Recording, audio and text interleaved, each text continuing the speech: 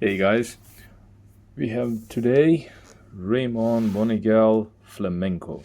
Now, this is a very heavy, rosy raspberry scent. I mean, you really have to be one of those rose lovers truly to even appreciate this or even begin to appreciate this. Now, before we go down the scent profile, I just want to quickly show the presentation in case someone hasn't seen that. So it comes like in a usually has a big thick plastic sleeve. I have it right there. It's like a box. It's just a hard box. So it comes in there. Then you have this paper sleeve on top. So you have that, and then you have this massive solid plastic box. It's a bit excessive if you ask me, to be honest. But anyway, I do appreciate good presentations. So it is magnetically held back, and that's how it is. And it comes in this little shell or sleeve, or whatever you want to call this one. It comes in that nice and tucked in, and sits right there. Has a little mirror over here in this part. I don't know why you need that, but probably you could repurpose this as like a, I don't know, like a makeup box or something like that. I think that was the plan, so you can remove this and use that. So it is what it is. Just gonna put that back, close that down. Let me just put all these guys away. Oh, we can leave that right there. Go back. Now,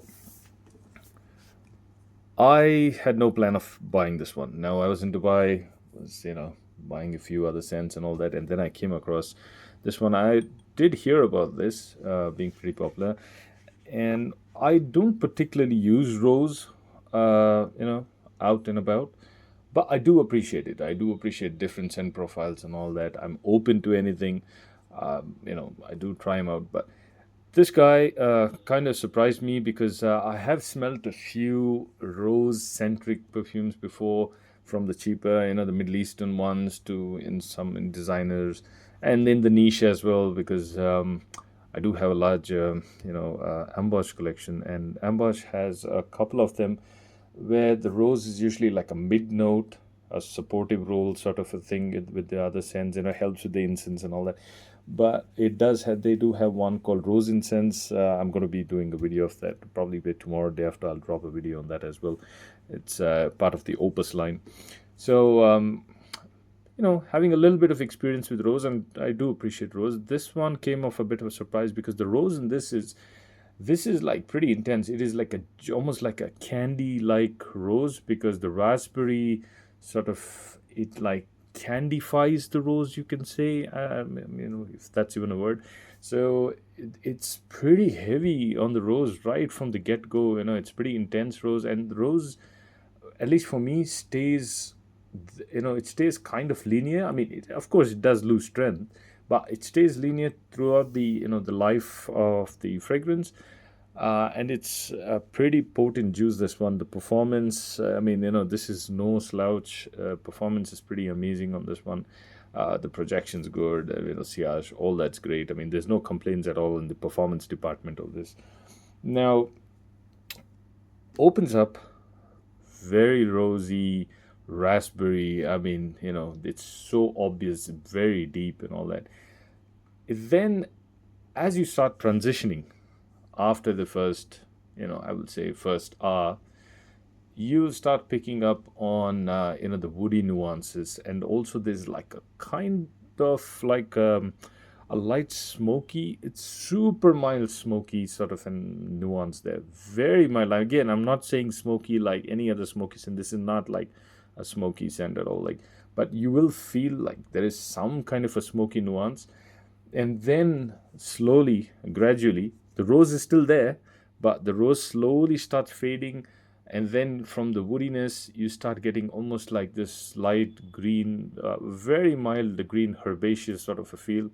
And basically that's how the scent sort of evolves through the day. Now, the rose is there. Probably you will not be able to pick up the exact raspberry note after a certain amount of time, maybe after an hour and a half. You won't pick up the raspberry, but you will pick up the rose for sure. So this is a pretty deep rose. It almost comes off for me as a very rich pink rose, like super jammy pink rose. So it's pretty intense. To give you a more easier comparison. If you have any idea about Latafa, what's that called? Amethyst from Latafa. They say they use three types of rose, but in spite of the three types of rose in that, this is something like, this is like a little next level. Like, I mean, this is like a pretty rich rose. Like, it's a single note of rose, but it's pretty deep, it's pretty rich, pretty sugary. The dry down, when it gets into dry down, if you do know about Latafa, what's that, amethyst, I keep forgetting the name. If you do know that, it kind of resembles that after a certain point. So after the 2.5 hour mark, I kind of get the same vibe as that. I kind of like that. I may not wear that all the time, so it's like a personal choice. But I do enjoy rose fragrances. But the way I use rose fragrances might be a little different. So I kind of use them sometimes at home.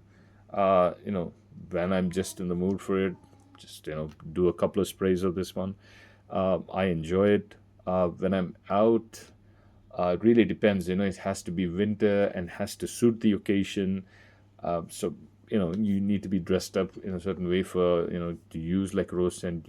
I mean, at least, I mean, you don't have to, but I just kind of perceive myself doing that.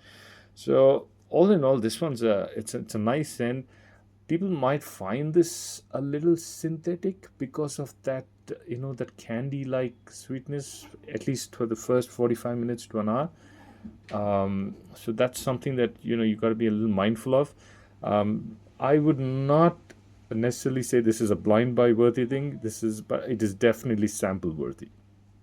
Definitely sample worthy. If you're someone who appreciates rose essences, I would say definitely try sample this one just to see if this is something that appeals to you, because yeah, it is a bit polarizing. I will say that because the candiness does bring in a little bit of a synthetic feel, but it's just the nature of the juice, I guess.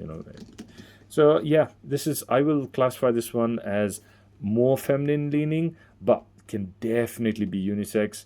Men could definitely use this. Pretty much anyone can use this, but I think you could just pull it off. If you're someone who's confident, if you're dressed up for the occasion, and if you like rose, if you do appreciate a good rose essence, I think this is something that you would also tend to lean into. All right, guys, that was just my quick review on Ramon Monegal Flamenco. This also comes in an extrait version. I did get a chance to smell that one while I was at the store, but that was not my thing because I felt the oud came in a little too intense, and the leather as well comes in intense in the extrait version. I thought it was deviating away from this particular scent profile, and I thought this was like, it was pretty, I mean, it's pretty well known to be like a rose centric scent. So I didn't really appreciate the leather and the oud coming in, because I do have other ones which have leather and oud and all in that. So that was just my quick review, and I will catch you guys in the next one. Thanks, bye.